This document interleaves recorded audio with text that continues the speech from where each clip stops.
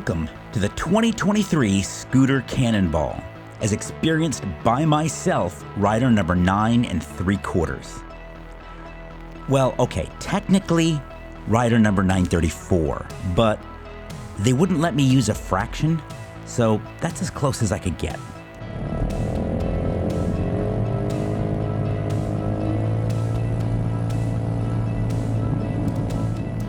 There are a lot of great episodic Cannonball videos already available on YouTube. We've got Da Vinci, we've got Johnny Pow Rides. Quasi Motard has some long format videos where you just follow along with his day.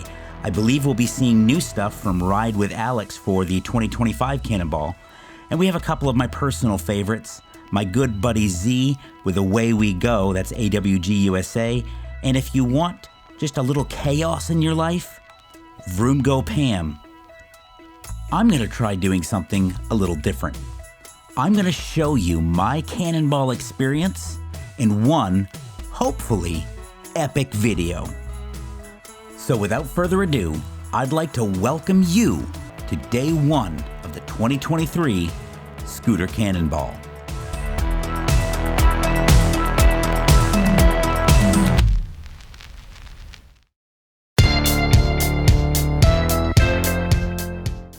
I am not a morning person.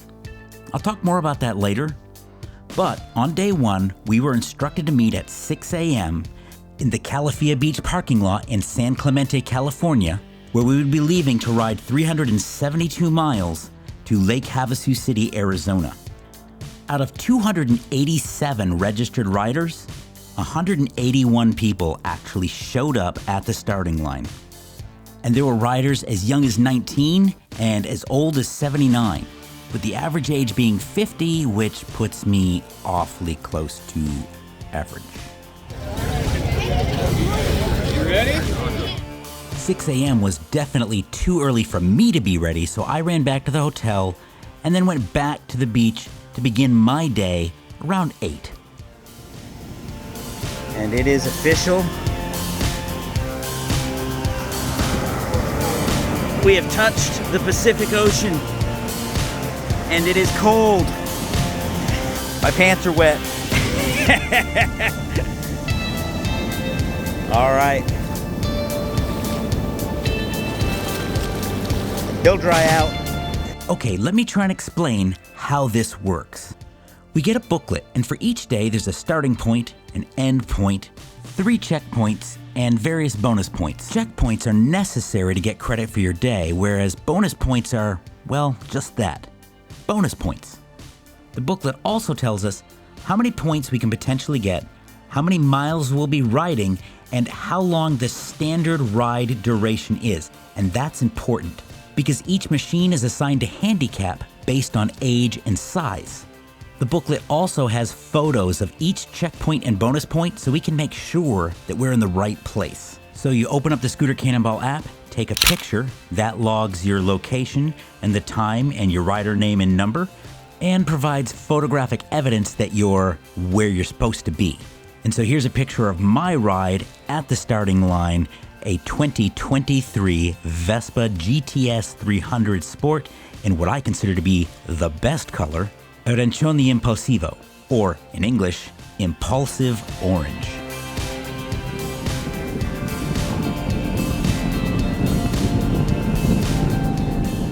Almost immediately, the views were incredible.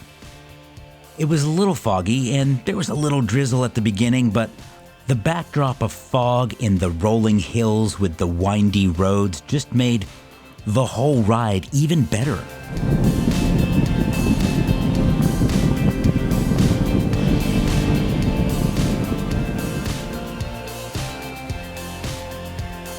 Eventually, the sun did come out, and I reached my first bonus point.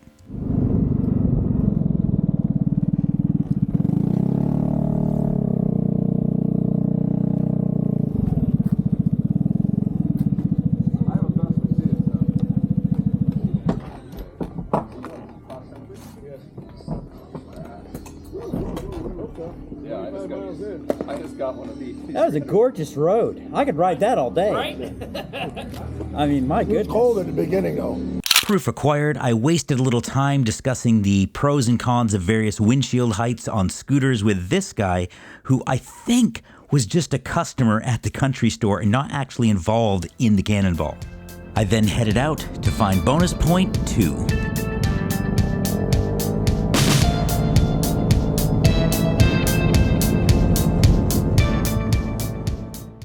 The fog returned, but as I approached bonus point 2, I found myself descending into valleys full of vineyards, and the view was just incredible. Bonus point 2, on the other hand, well, it was just a group of mailboxes.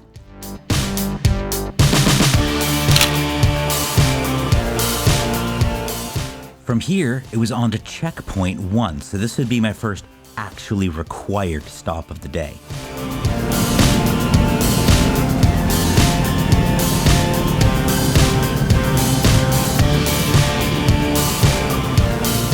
On the scale of epicness, this checkpoint was also a little underwhelming. It was just the entrance to a campground, and the sign in our reference photo wasn't even there anymore. But the ride to get there, it was epic. At this point, we found ourselves entering into more desert landscapes. And they have their own sort of serene beauty that just doesn't come across in pictures and video. But you do have to be really careful because there's sand all over these roads, and it can be dangerous. Our next bonus point was a vista overlooking the Coachella Valley. The view looked like it belonged in a Clint Eastwood spaghetti western. It was pretty awesome. From there, it was a quick 25 miles to our next bonus point, which was a high school athletic field. Which I guess if you're into high school sports is cool, but for me it was meh. Our next stop, on the other hand, brought us into Joshua Tree National Park. And that brought us to our second control point, the Cholla Cactus Gardens. And yeah, I wasted time walking around in here. I wasn't the only person who decided to do this. But eventually I had to leave, and here's where I almost screwed up.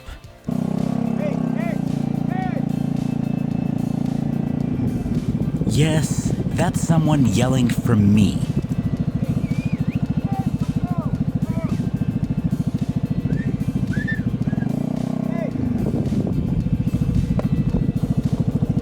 Oh, thank you. Yeah, so I left my keys hanging out of the lock on the top box.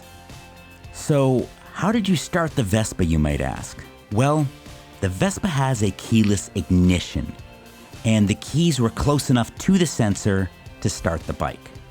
Personally, this is one of those places where I don't love technology. I would rather just have a key. Okay, old man grumbling aside. If those keys had fallen out of that top box somewhere in the desert, they'd have been gone forever. I don't actually know who was yelling at me. I was listening to a book at the time and I didn't hear them. But whoever you are, thank you.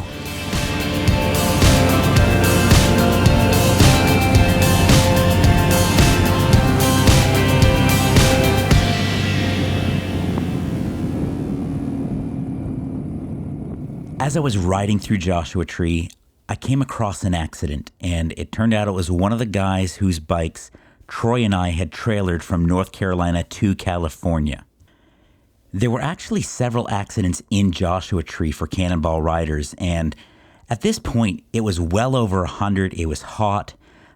Some of the roads were long and straight, and it was pretty easy to lose concentration, and I think that's what happened to several riders.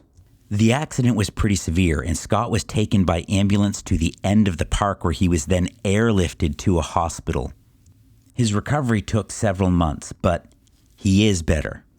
This happened in one of the only places in all of Joshua Tree where there was a cell signal. I was able to call Troy, who was about an hour behind us, hiking on a trail at a higher elevation, so he also had a cell signal. By the time Troy was able to hike down and get in the Jeep and get to us, it was over 2 hours just sitting in the heat, so that was kind of miserable. Nobody actually saw what happened, but he hit this sign on the side of the road, and it ripped up the side of the bike, and then he went down and it took out the other side. Right. It is loaded. It was time to hit the road again.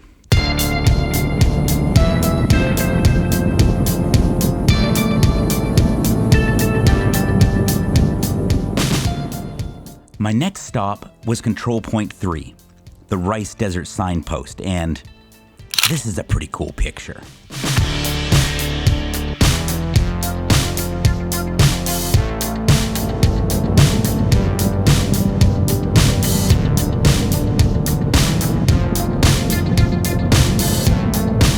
And from there, it was more amazing roads to our last bonus point of the day, the Parker Dam Post Office, which looks suspiciously like a repurposed mobile home.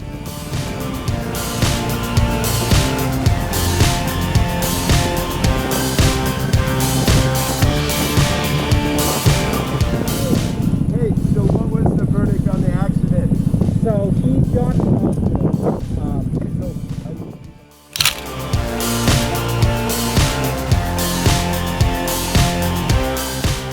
So we left the Parker Dam Post Office to ride on the Parker Dam. This was actually pretty fun, and I really enjoyed it.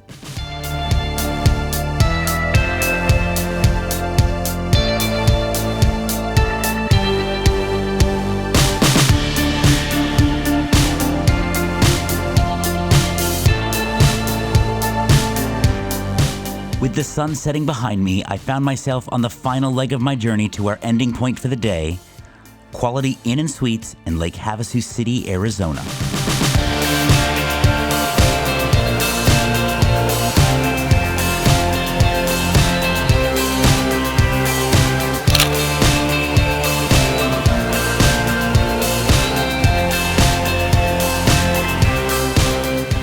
Day one in the books, it was time to head to bed and be ready for an early start in the morning. Well, maybe not an early start.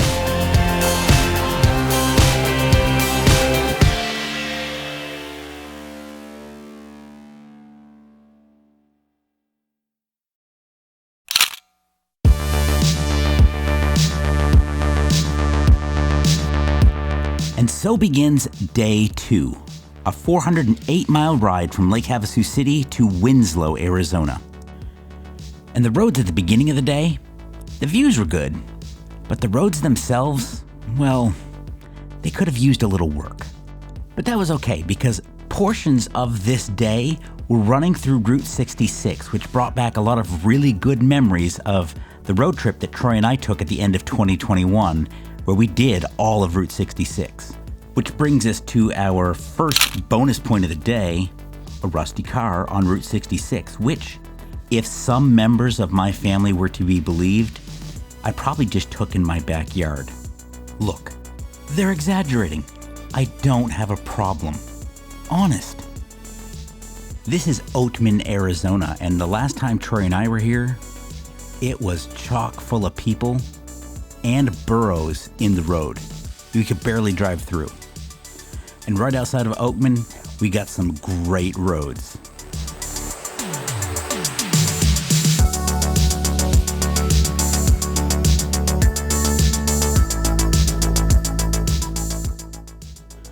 On this day, I also spent a little time on I-40. So we have checkpoints and bonus points, but there's no rules about how you get there. Many riders have maps and Rolodexes and multiple GPSs. They're going to make sure they don't get lost. Many of them even planned out their gas stops in advance. I, on the other hand, just put my route into Google Maps the day before and did what it told me to, and I figure this is America.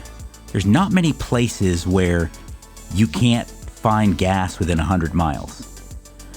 I was carrying some extra gas, and I did need it once, but just once. And only about 2/10 of a gallon, and not today.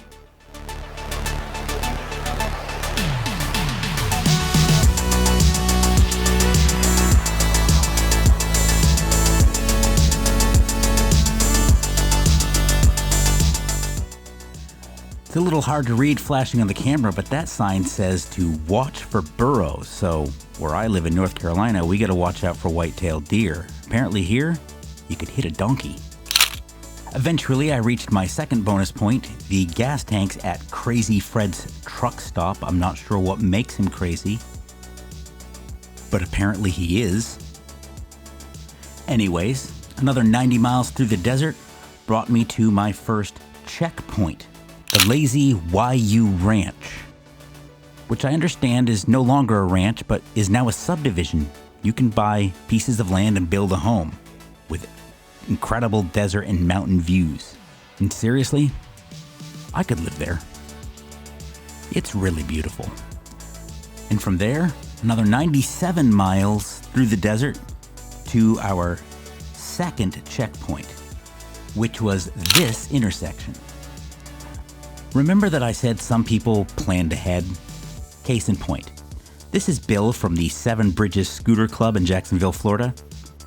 He's using the gas in his can. He knows where he's getting gas next. He, unlike myself, has planned ahead. It's often said that there are two types of riders on the Cannonball: competitors who are trying to place well, and tourists who are just along for the ride. I consider myself an aggressive tourist. So I'm riding fast between the checkpoints because that's how I ride, but I'm not really trying. At every checkpoint, I'm getting off and taking a picture of the Vespa. People who are trying don't waste time with that. And when I find something interesting, I may stop. The truth is, my bike is too new and has too high of a displacement to really place well. That's just a fact. If you want to be a top finisher in the Cannonball, you need to be riding something like a Yamaha S-Max or a Honda ADV 150. These 150-ish size machines, they've got 90% of the performance, but a much better handicap. My goal on the Cannonball is to 1, have fun, because why else do it? And 2, hit every bonus point and every checkpoint along the way. Time will tell if I'm successful.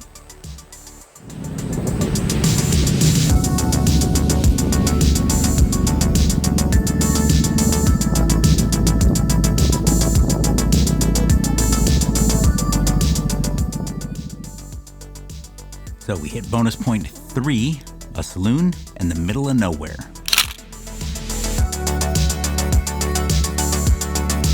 There's Bill again.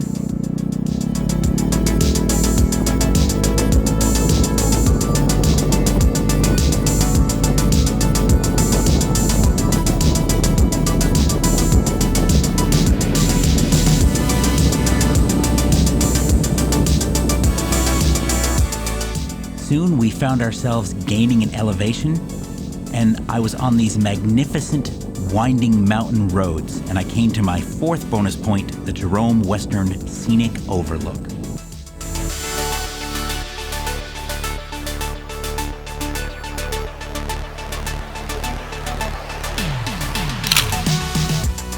Soon after, I found myself riding through this spectacular little town called Jerome, Arizona. It's literally just built on the side of a mountain. It's pretty awesome. The road was really narrow and there were some pretty tight turns. Troy, coming behind me with the Gladiator and trailer, he struggled to get through this town in one piece, but he did. From Jerome, I made my way to Sedona, Arizona, where I would find my 5th bonus point. Sedona's cool, the views are amazing, but lots of traffic.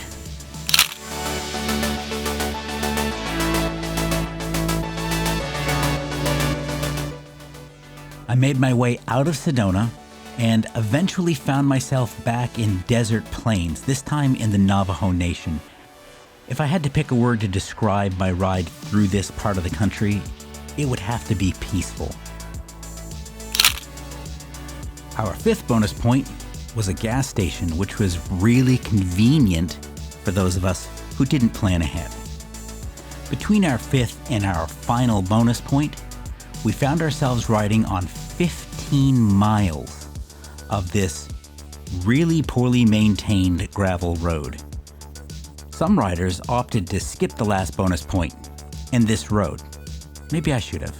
Now let me tell you, scooters do not make good dirt bikes. So let me pause right here and take a moment to tell you why. Now this is just my definition of what a scooter is versus what a motorcycle is. And there are people who would disagree with me, but here we go. On a scooter, your engine and transmission are attached to the swing arm, which means all the weight from your engine and transmission are below the suspension and it's unsprung weight. And I'll come back to that in a second. On a motorcycle, your engine and transmission, they're in the frame, which means all of that weight can be absorbed by the suspension when you're going over things. Now on a smooth road, the weight from this engine and transmission, it can't get any lower. It's as physically as low as it can be, which makes the handling kind of nice. But once you hit rough roads, all of this unsprung weight is just bouncing around, pushing up on the suspension. Your only suspension is your tire. And frankly, that's what makes a scooter such a horrible dirt bike.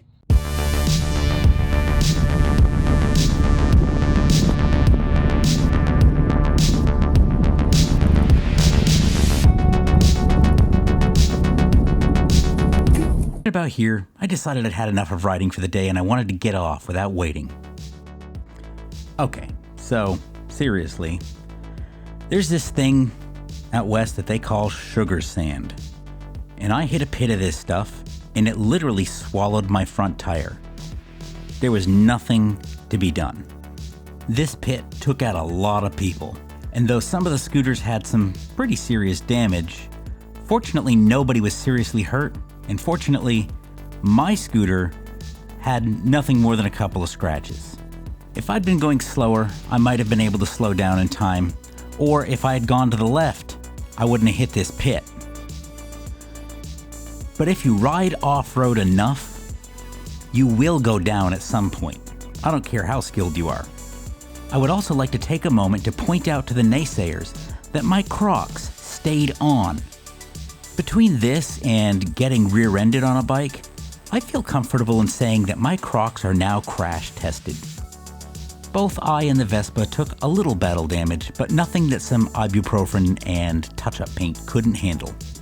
It was a little bit of a struggle getting the bike back up and then getting it out of the sugar sand. It kept wanting to sink in as I tried to drive out.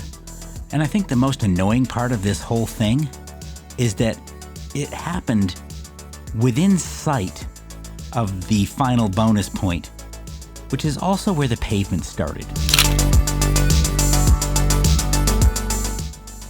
My camera was also traumatized by this event, so I didn't get any usable footage between here and the end.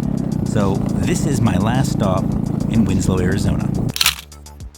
I'll see you for day 3.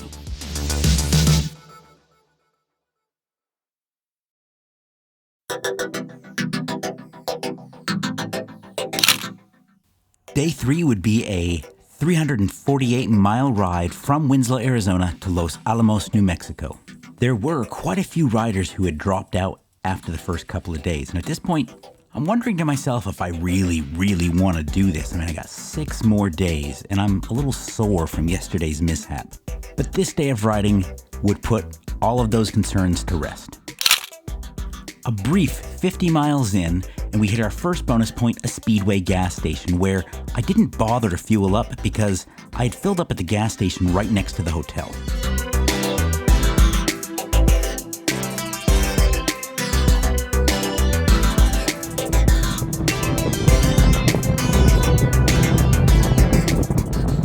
The roads to our first checkpoint, the entrance to the Sand Gap Ranch, were mostly long and straight, but they were also serene and restful.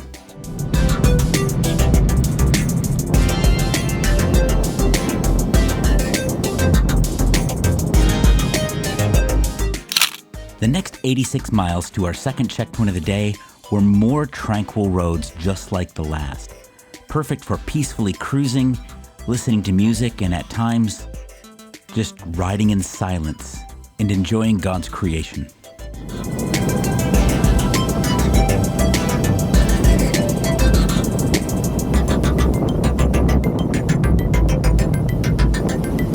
You may have noticed that at a lot of the checkpoints, you can see other riders. You remember how back at the beginning I said I'm not a morning person? Well, I really am not a morning person. I was generally one of the last, and on some days, the last person to leave. This actually worked out pretty well for me. Because of the pace I was keeping, throughout the day I was catching and passing slower riders. And usually there were other riders at the checkpoints and bonus points, which made them really easy to spot and just gave me confirmation I was in the right place.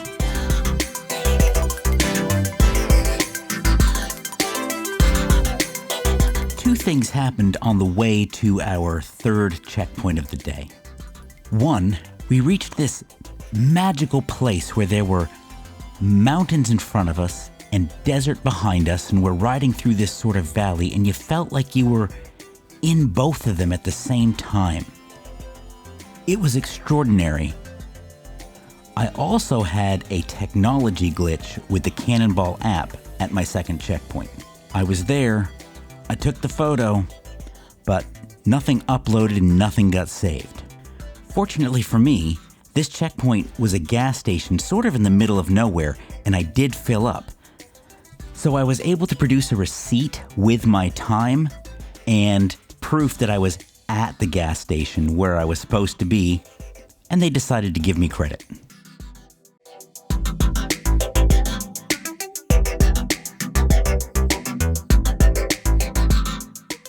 From here, we would find ourselves climbing into the Sierra Nacimiento Mountains, where we would find our second bonus point of the day.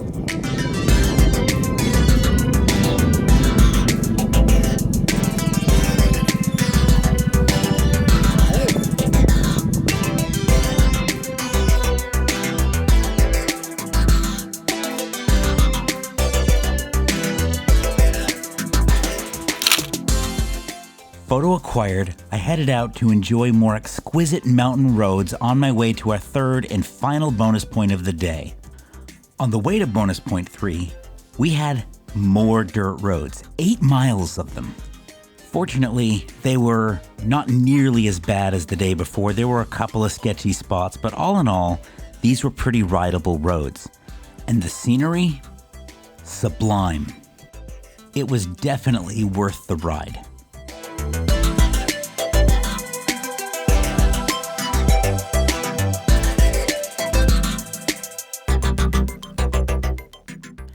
Glad to be back on pavement, I quickly found myself at my final bonus point. From there, I made my way to our ending location for the day. One of the things I thought was really cool about this is I'm just riding through the mountains, and the next thing you know, there's Los Alamos, like no warning. Just city in the middle of nothing.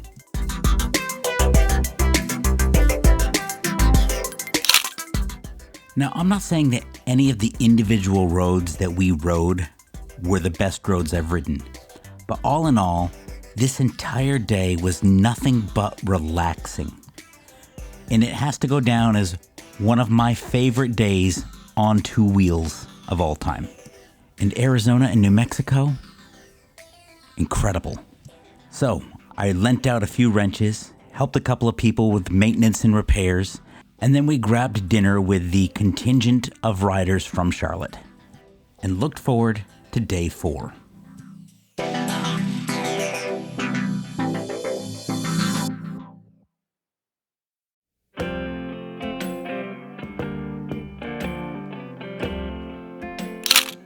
Day 4 would be 372 miles from Los Alamos, New Mexico to Guymon, Oklahoma.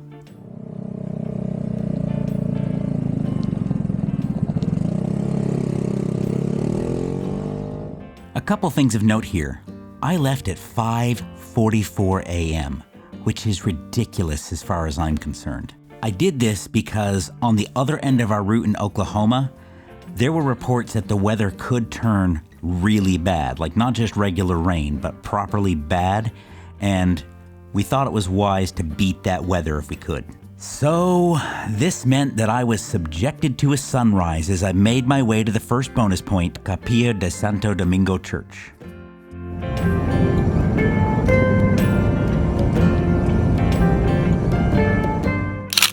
This is one of the few checkpoint or bonus point photographs that doesn't have me or my Vespa in it.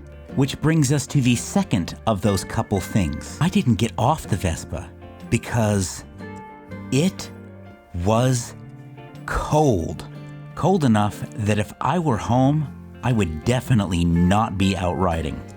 And the gear I was wearing just wasn't warm enough for this.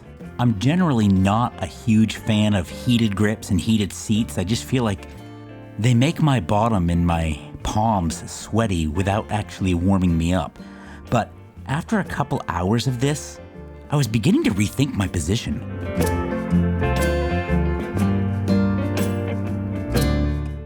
Somewhere in there is my second bonus point of the day, a very rural post office. On my way to the third bonus point, we climbed further into the mountains where it got even colder. My thermometer registered temperatures as low as 36.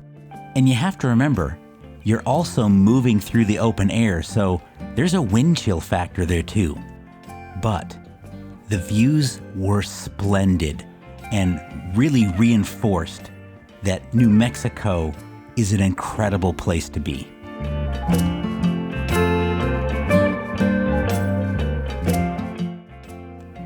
We did come across some places where the roads were being worked on, and that slowed us down a bit, but eventually I made my way off the mountain and to my third bonus point.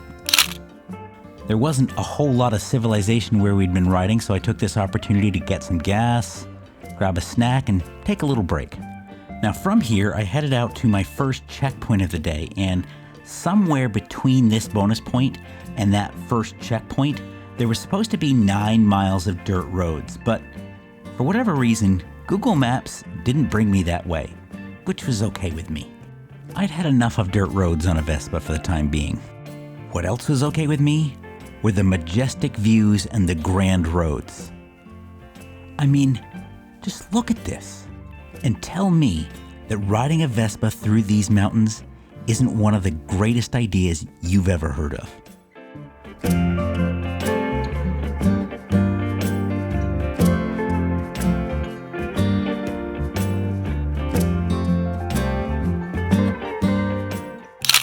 I really would have loved to have taken some time to explore this abandoned building, but this is a Cannonball, and I'm already not being overly efficient as it is, so I moved on. And right around here is where we started to leave the mountains and hit those western plains and long straight roads. Mile upon mile of solitary, lonesome, really straight roads. Eventually, I reached our fourth bonus point. At this juncture, I could have taken a 5 or 6 mile detour and fueled up, but I figured I could find gas down the road. I was almost wrong, and for a half hour or so, I was getting pretty nervous. Our second checkpoint, and remember, checkpoints are required, was an abandoned ranch that also looks like it would have been a lot of fun to explore. At this point, I looked at my fuel and the closest gas station that I could find and realized I wasn't gonna make it. So I used about half of the gallon that you see sitting on my floorboard, and I gave the other half to another rider who also didn't plan far enough ahead. But when I got to that gas station, it was closed. So I went off route and found the next closest one that I could get to, and fortunately they were open. And there was a whole bunch of other riders there as well. This was the only time in the entire Cannonball that I needed that gas can. And in the end, it wasn't as bad as I feared. I only used about 2/10 of a gallon. On the next Cannonball, I probably will carry some gas, but it won't be a whole gallon, so I can leave my floorboard open. It was kind of annoying sitting there.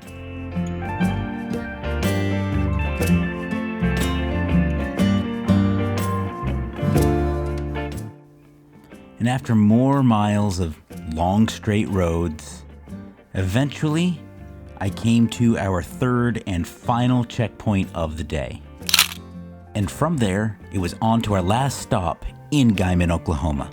And yes, you guessed it, it was just one unending, long, straight road surrounded by farmland as far as you could see. Oh, and also, there were a lot of bugs. They were all over the face shield and all over the camera and all over the front of the Vespa. And some of them were big, and they made loud whacking noises when they hit the Vespa and me. And you remember that bad weather I told you about? Well, I didn't see any of that, but what I did have was a really strong headwind all the way into Guymon on this last stretch. And it cut about 5 or 6 miles an hour off the top speed of the Vespa. And two other things of note here. One is that this road drove right past the northwestern corner of Texas. So I took like a 2-minute detour just so I could say, I've ridden a Vespa in Texas. And second, you remember in the morning how it was freezing? Well, now we were up at 100 degrees and my gear was too warm. So the temperature swings on this day were really insane. In due course, I did make it to our final destination.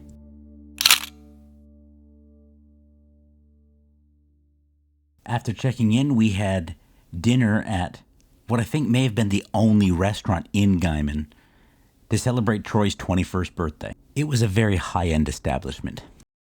So this place is classy. It's got carpeted doors and excellent timing on the dinner and all that. We just got back to the hotel. Here's out the window, and there is a severe thunderstorm rolling in. There's rain and reports of hail in the area. So, really good timing. Say hi, Troy. And it turns out there were tornadoes in the area. Troy and I were a little disappointed we missed those. That sounds like fun. We should have been storm chasers.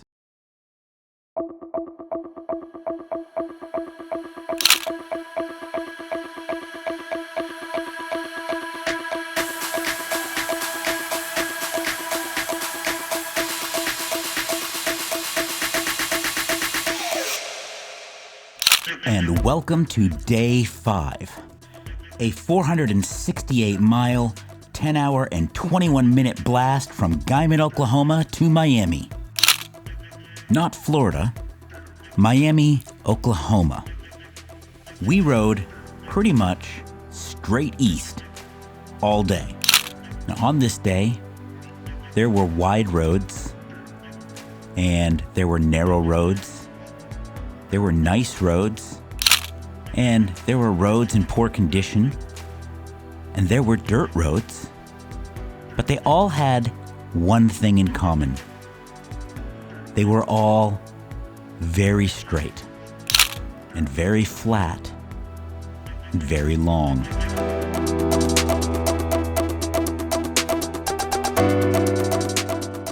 There was a little drama on this day. For my 5th bonus point, we were given the description of the Moreland blue and white fuel storage tanks with this as our reference photo. So I get to where these are supposed to be, and I'm driving up and down the road looking for these 2 ginormous white tanks with blue stripes, and I can't find them. I'm driving back and forth. I don't know, I must have wasted 20 or 30 minutes looking for these things. And turns out this was in fact the correct spot. Just kind of a concrete pad with a hole in the ground. The tanks were gone.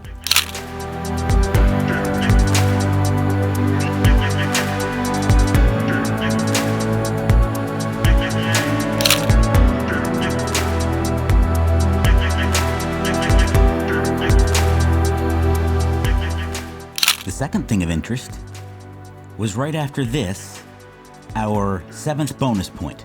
So the official route brought us over a bridge that was being worked on and actually didn't exist. The official detour was down a muddy, rutted dirt road that just didn't look very scooter friendly. So while some people did attempt to drive down that road, I opted to backtrack about 2 or 3 miles, and I rode south instead of east for like 9 miles before I turned east again. Exciting, isn't it?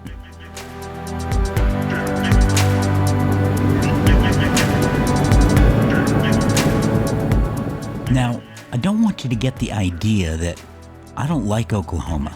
I actually really do. This is my 3rd trip through Oklahoma, and there's just something about the immense panorama that surrounds you that's really peaceful. Yes, when you're driving straight through, you do have to be careful not to lose focus, but there's also a sense of isolation where you can drive for hours and not see a single other person while still having a full 5 bars of cell signal. I find that to be an exceptional thing to experience. I also love that the sky is filled with clouds that sort of look like a painting. They almost don't look real. I don't know if Oklahoma is a place that I would want to live, but it is a place that I love spending time. Troy, on the other hand, said he'd definitely live here. He also said that the entire state smelled like manure, but that doesn't bother him. And I don't know if it was the entire state, but it really doesn't bother me either. It just reminds me of the time that I spent on a dairy farm in Vermont, and that was a good memory.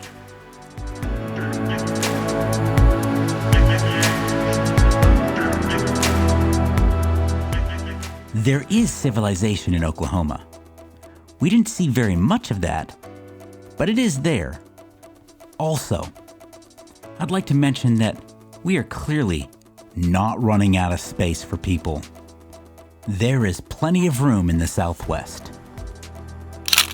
My 3rd and final checkpoint for the day, the Washashi Park Dam Overlook. In the books, I made the final run into Miami, Oklahoma. My check-in completed, I left the hotel and took another 20-minute ride north into Kansas. Kind of like Texas yesterday, just so I could say, I've ridden this Vespa in Kansas. And that was the end of my day.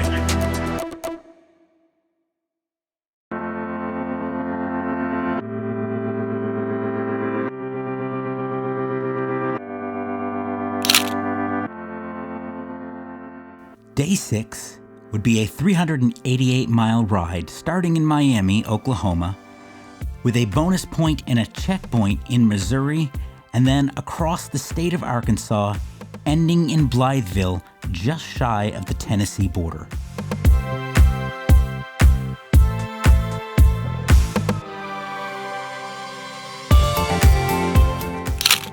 The Seneca Cayuga Tobacco Store would be our first bonus point of the day and also our last stop in the state of Oklahoma.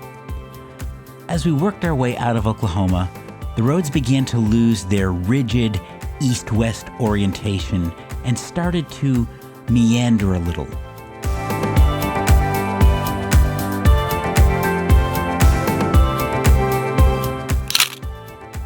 Our second bonus point of the day found us in Lanigan, Missouri. And a mere 20 miles later, we hit our first checkpoint of the day. This would end my brief 40-mile jaunt in Missouri as I officially re-entered the Southeast. Along the way to our 3rd bonus point and the first in Arkansas, I stopped for gas and spent a little time working on this Honda Big Ruckus. These are pretty cool machines, but unfortunately he had some issues with his exhaust that we determined really needed to be either replaced or maybe patched by someone with a welder. About that bonus point, it was at a place called Snake World. Now, when I hear something described as a world, I'm expecting something big, something monumental. But this was just in a little metal building with overgrown landscaping, and if it weren't for the cars in the driveway, I might have assumed it was abandoned.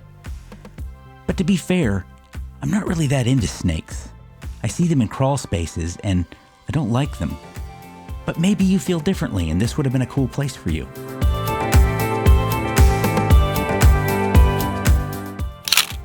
Bonus point 4, Anderson's convenience store, looked like it had been closed for a little while.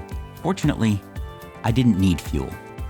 One of the things that was really interesting on this day was how quickly the Southeast felt like the Southeast. From the layout of the towns to the way that the roads feel, I don't know, more compact than they do out west. I don't mean this necessarily in a bad way. It's just that everything feels closer. You don't have that sense of immensity that the West has, even in rural areas. And then there's also that thing in the Southeast where there's 16 ways to get anywhere you're going. There's never just one road.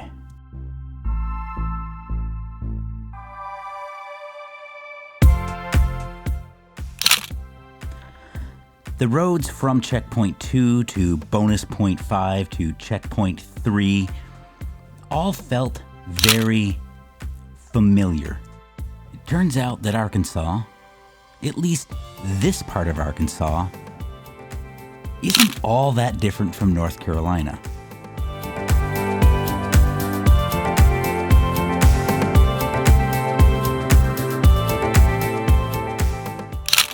We are at our 6th and final bonus point for the day.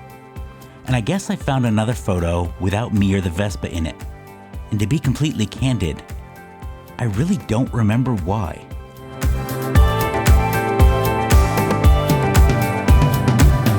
And on our final stretch to the ending point for the day, we did hit farmland, and the road was straight and the land was relatively flat, but even here, it just wasn't as vast as it was in Oklahoma.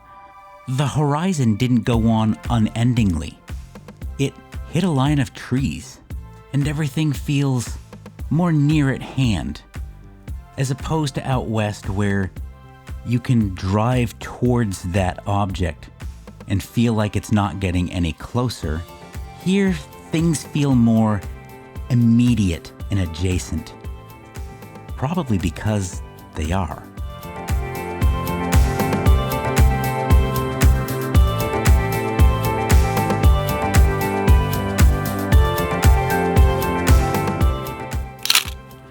And that brings us to the end of day 6.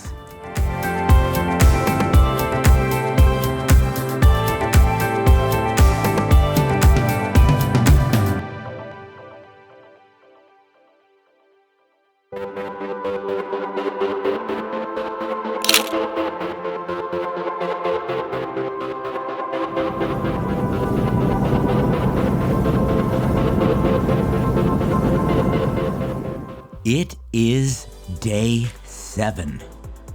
We are getting really close to being done.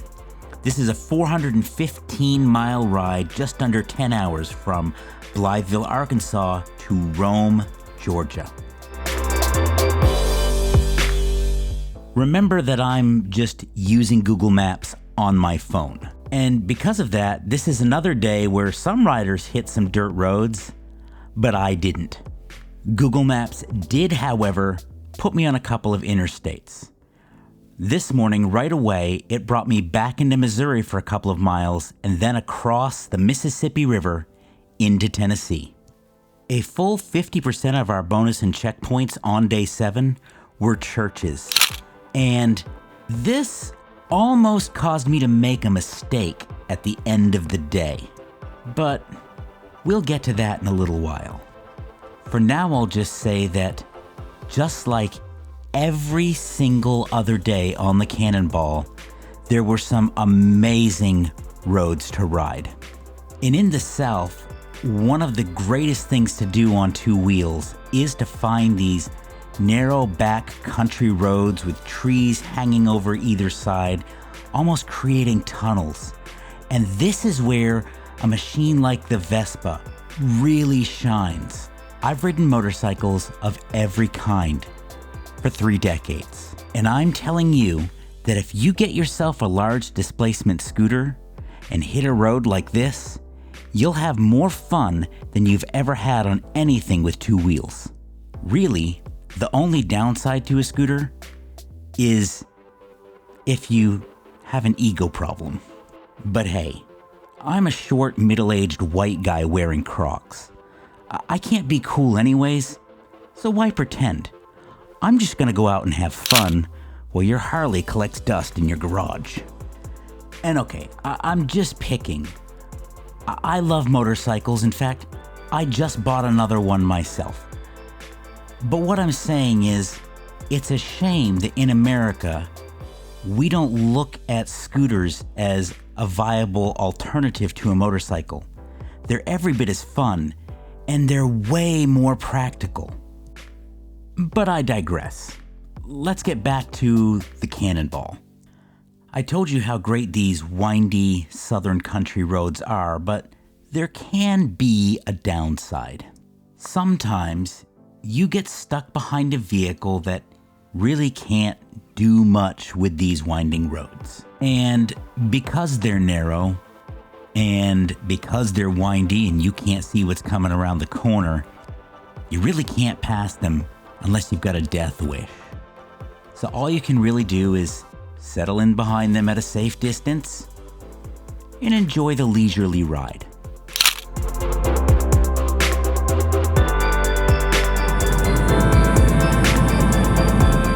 Remember how I said that half our stops today were churches? Well, you may have noticed that our first 2 bonus points and our first checkpoint were churches. Our next stop, bonus point 3, is a cemetery. Followed by checkpoint 2, which was, and you guessed it, another church. One of the support drivers was there, waiting for his brother, just in case he needed gas. Troy, maybe you should leave before me so that I don't have to stop for gas. Yeah, I know that's never gonna happen. Troy hates mornings as much as I do. Anyway, we chatted for a bit while I grabbed a bite of Slim Jim and some water. Is he on the white one? He's got a white scooter, yeah. And he's got like the Holstein cow. Yeah. He's back there. He's not that far behind me. Okay, good. And I headed out for bonus point number 4, Light Hill Meats. And as a dedicated meatitarian, I wish I could have stayed and seen what they had to offer.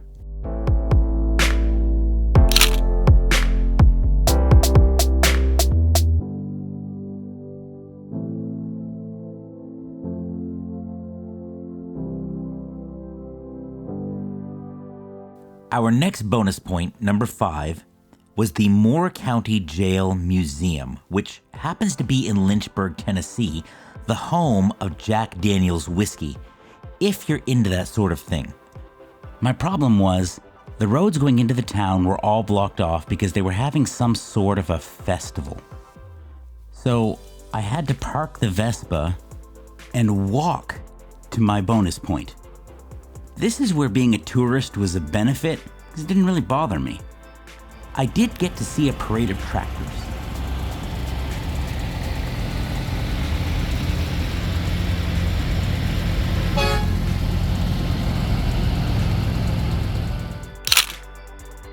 I walked to the museum and got my bonus point, and then walked back to the Vespa, hopped on and headed out for checkpoint number 3, Harmony Missionary Baptist Church.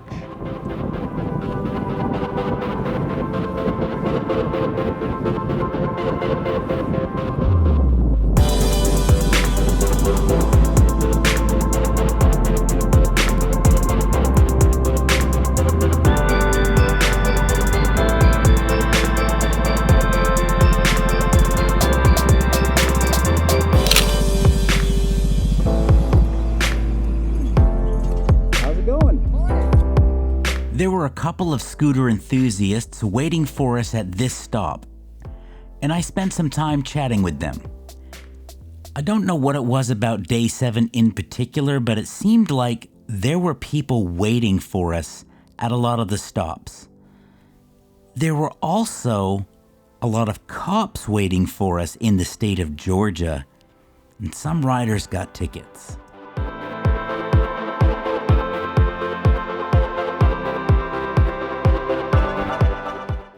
Had a brief phone call with Troy to see how far behind me he was. All right, I'm about to hit the barbecue. I probably got 100 miles left. So, okay. Now, on any other day that wasn't a Cannonball day, hit the barbecue would have meant stop and eat. I moved to North Carolina in 2002, and for over a decade, I didn't try the local barbecue because they put vinegar in it, and that just didn't make sense to me. It sounded kind of gross. But then I did, and now I'm kind of a barbecue snob. So is Backwoods Barbecue in Flat Rock, Alabama any good? Well, it was a Cannonball day, and I'm sad to say I don't know.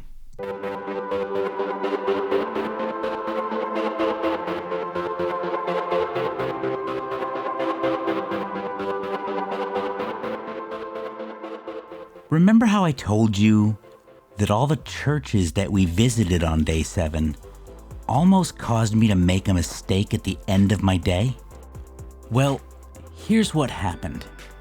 So for my navigation in Google Maps, I'm putting in actual latitude and longitude, degrees and minutes, for my locations. That way, I know for sure I'm going to the right place. I mean, for example, there's more than one backwoods barbecue in the world. I want to make sure I'm going to the right one.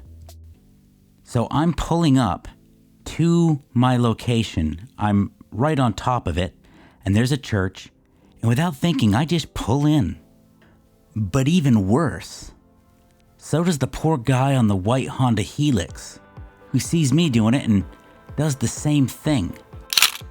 But as I got ready to leave, I double-checked my reference photo and realized this gas station was actually where I was supposed to be. So I had a couple 100 feet down the road, take the opportunity to get some gas, and take a photo of my actual bonus point. And to the rider on the white Honda Helix, I'm sorry, I didn't mean to mislead you, and at least it was just a bonus point and not a checkpoint. Good if I ride in with you? Oh, yeah, that's fine.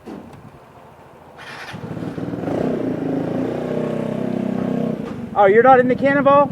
I live in Atlanta, but I couldn't make it this year, but I figured I'd ride the last leg with you guys. Oh, cool. Like I said, seemed like on day 7 we were meeting all kinds of people who were here just to see the Cannonballers. And this guy rode over 100 miles to be here.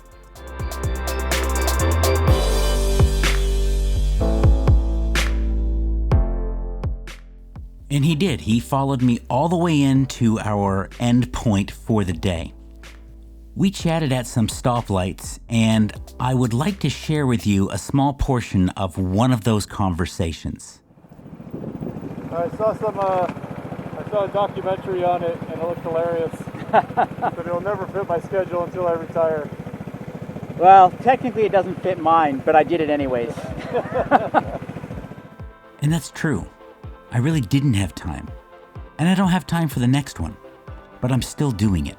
In the Bible, James 4:14 says that we don't know what tomorrow will bring, what our life will be, because we're like a vapor that appears for a little while and then vanishes. And that says to me at least 2 things. 1, I could face judgment before God at any moment, and I need to be prepared for that. And 2, if you want to do something like the Cannonball, you need to do it now. Because you don't know if you'll be able to do it later. You can't wait until retirement. You might not make it to retirement. You might not make it till tomorrow. Take the opportunities that you have now. while you can. And as Paul wrote to the Corinthians in Scripture, whatever you do, do it all to the glory of God. And that includes enjoying the blessing of being able to ride a scooter across the country.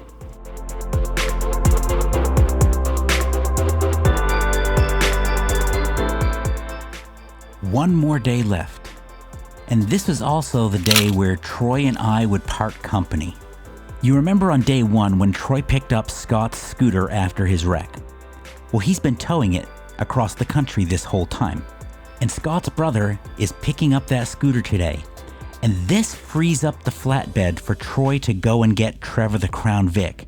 And if you don't know what that's all about, go back and watch our previous 4 videos to get that story.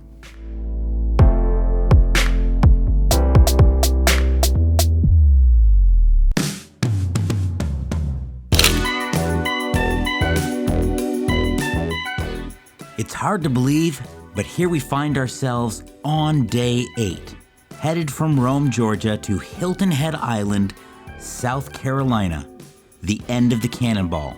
It'll be 399 miles, just under 9 hours. If yesterday's theme for bonus point and checkpoints was churches, today's overwhelming theme is grocery stores. And our first bonus point is the John H. Bennett Grocery, which is definitely not in competition with Food Lion or Walmart or Aldi. And I'm also pretty sure Mr. Bennett is no longer in the grocery business.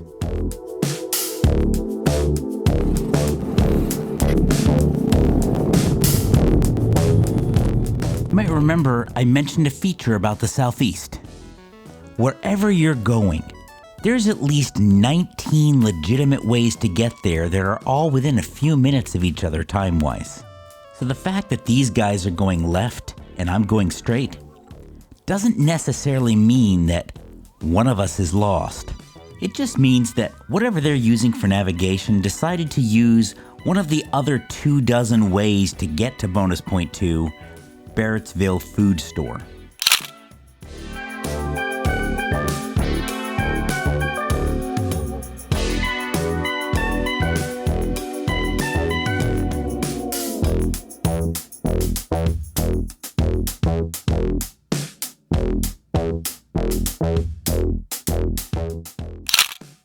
The majority of this day was back roads in small towns, and it felt familiar, almost like being back home in North Carolina.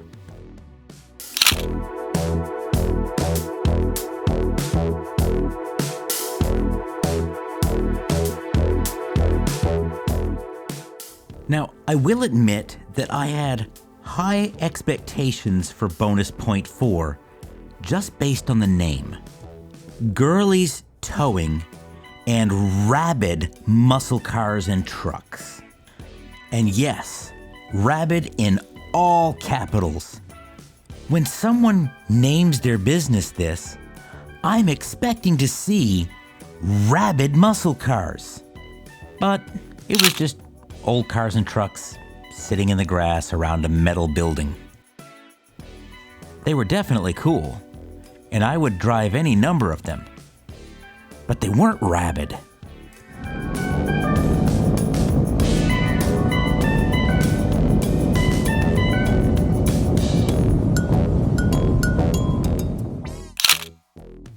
At checkpoint number 2, and mind you, we're talking about the deep south here, there were some bikers, proper leather vest wearing and all. They had no idea what to make of all the scooters. Turns out they were pretty nice fellas, though.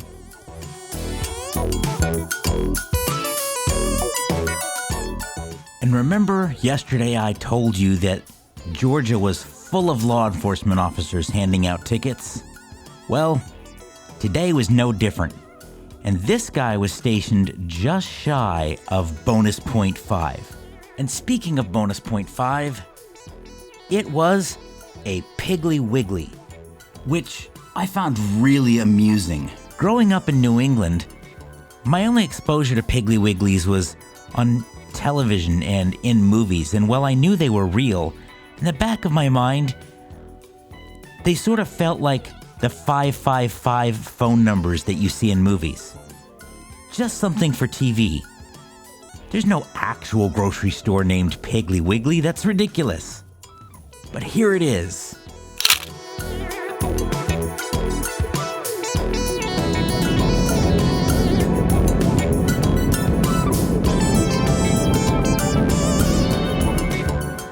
After leaving the Piggly Wiggly, we were riding on mostly single-lane country highways through small towns. It was 63 miles to our third checkpoint of the day, Jenkins IGA food store.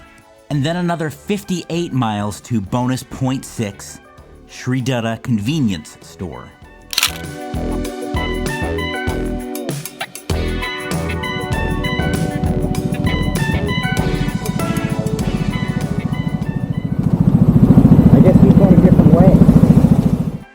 And maybe he was, but I think this guy was either getting gas or maybe he was actually lost. I say that because shortly down the road, we were crossing a bridge, and right after that bridge was the border from Georgia into South Carolina, and shortly after that was our final bonus point of the entire Cannonball. Now, this bonus point was found on a road literally called Alligator Alley. There had been rumors amongst the Cannonballers about roads leading up to this bonus point being closed and whether or not we'd actually be able to get there. But in the end, like every other day, I just put my stops in Google Maps, and as much as I hate to say it, it got me where I needed to go. I remember using paper maps and stopping to ask for directions at gas stations, and well, deep down inside, I'm probably a Luddite. I have to admit that Google Maps has proven to be fairly useful. Oh, and also, this is our final 34 miles of the Cannonball.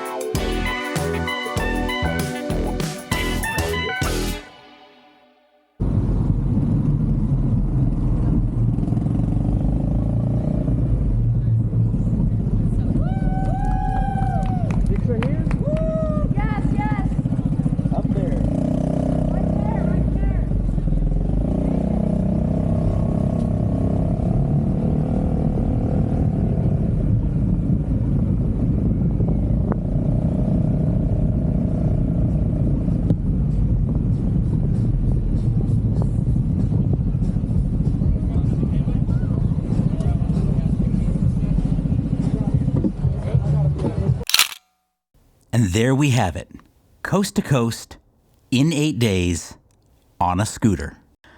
Of course, since I started by touching the Pacific, it only seemed fitting to walk down and touch the Atlantic as well. There were a lot more people on the beach in South Carolina than there were in California. We are officially touching the Atlantic. There's Bill again.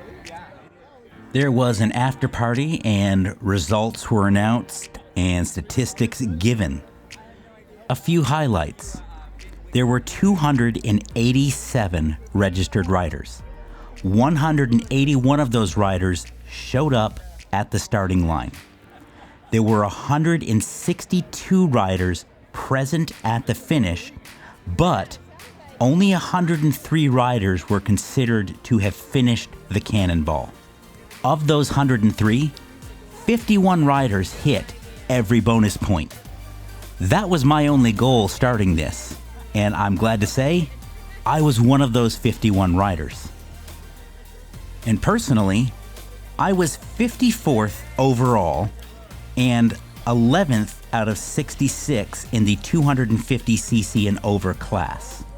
And considering that my Vespa had the worst handicap possible of any machine you could ride in the Cannonball, I don't think that's too bad, especially considering I wasn't even trying. The next morning, it was time to head home.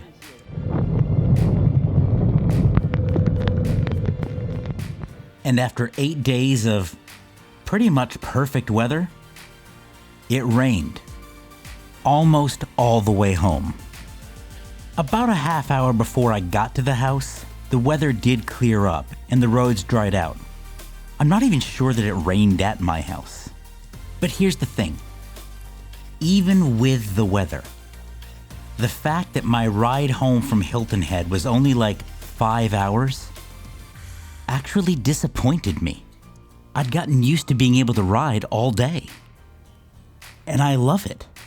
In a lot of ways, the Vespa is really what motorcycle riding should be.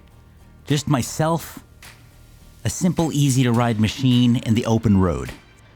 Connecting with the world around you in a way that's joyful and meditative.